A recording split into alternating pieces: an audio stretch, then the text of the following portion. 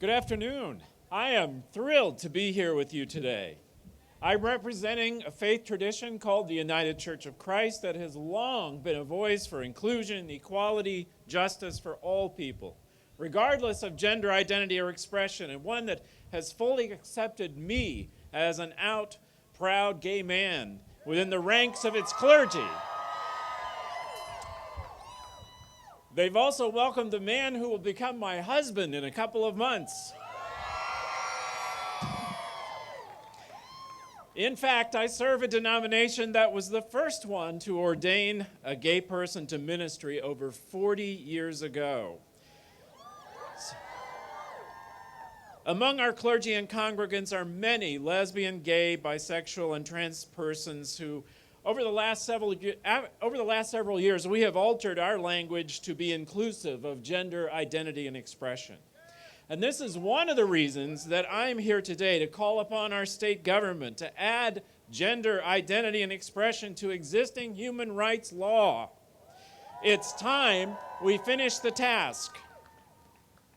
In addition to that, as a faith leader and a person who does much spiritual counseling, I often witness the devastating effects of this pseudo-psychological practice of conversion therapy. Unfortunately, these attempts at gender reorientation are not just an exercise in futility. We know that. But these efforts also do serious damage to the health and well-being of adults and young people who feel pressured by one subculture or another to conform to the expectations of others. This must stop. The American Psychiatric Association long ago removed same-sex attraction and gender nonconformity from its list of mental disorders.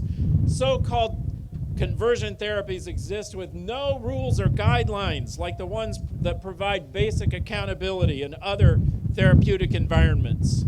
I am a survivor of conversion therapy, and I call upon New York State government to follow the lead of California and New Jersey to pass legislation that would protect anyone under the age of 18 from being subjected to such coercive practices.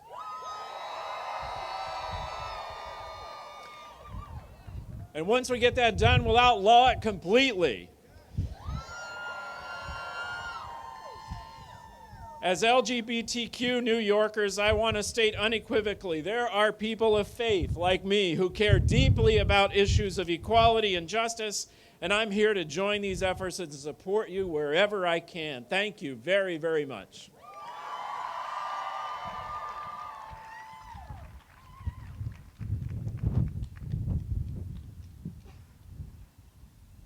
Okay, I'm freezing. Who's cold? All right, we're going to bring out the last speaker, and then we're going to head back into the Convention Center for legislative meetings and more workshops. I just want to make two announcements, though.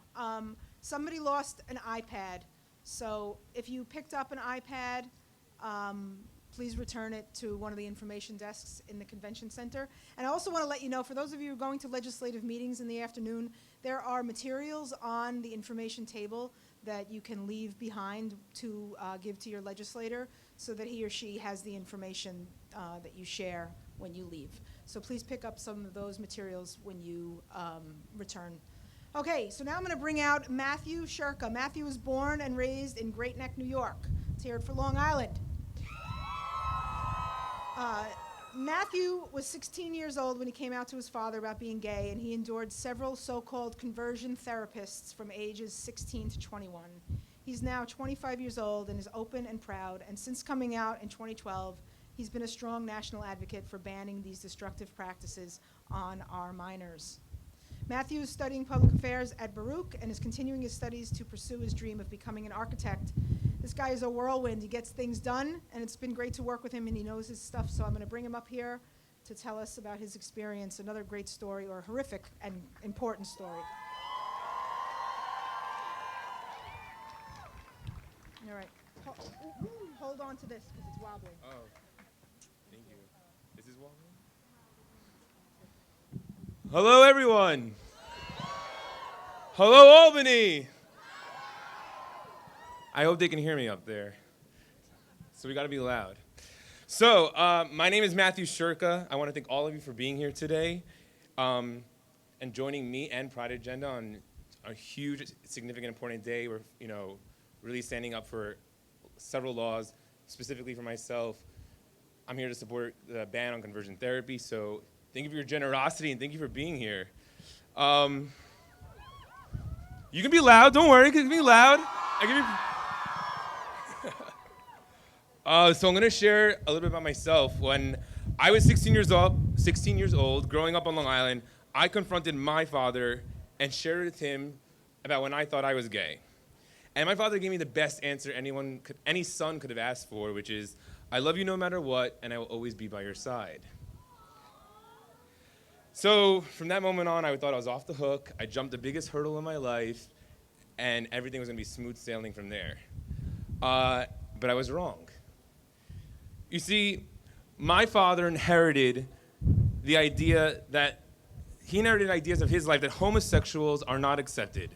Homosexuals live more difficult lives and can be discriminated against and even harmed.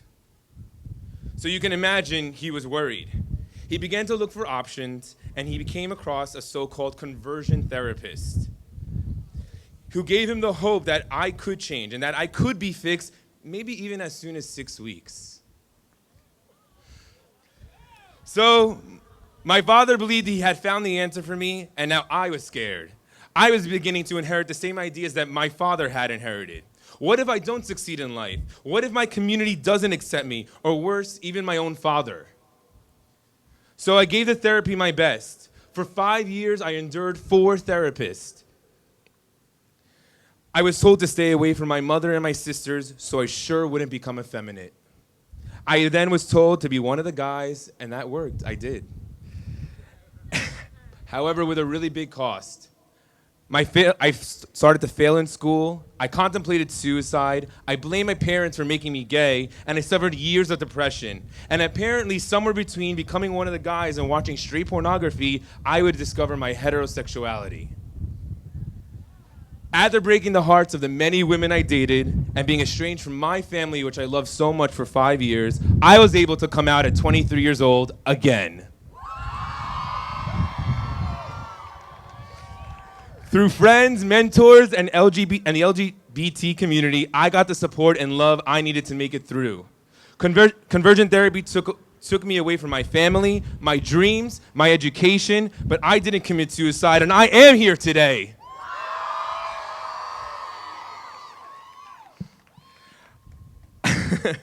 You guys are making me really proud.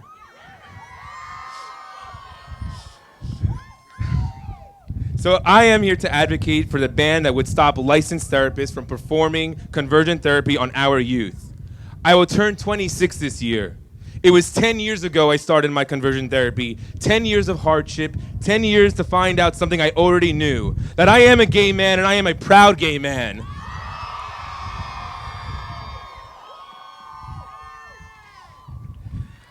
I knew everything that I wanted to do with my life, and I'm only experiencing it now. Let's not let another LGBT person lose years of their life. The time has come that LGBT people do not have to live in fear of not being accepted, of being discriminated against or harmed. I do not have to change. I am perfect the way I am.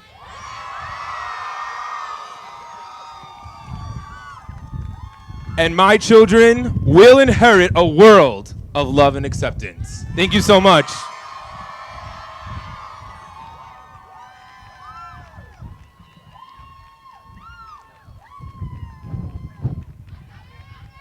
All right, you guys are beautiful. I love you all for coming to E&J Day. I hope you come next year. Tell your friends. We need recruiters all over the state. Next year, double this. Bring a friend. Bring 2 friends. Okay, I'm going to let you go. Now, if you're going to legislative meetings, you're going to the Capitol or the LOB. There's only one way in, and you have to go through security, or you can go back the way you came. But leave some time, because you got to go through security to get into the Capitol. Thank you, and have a good rest of the E&J Day.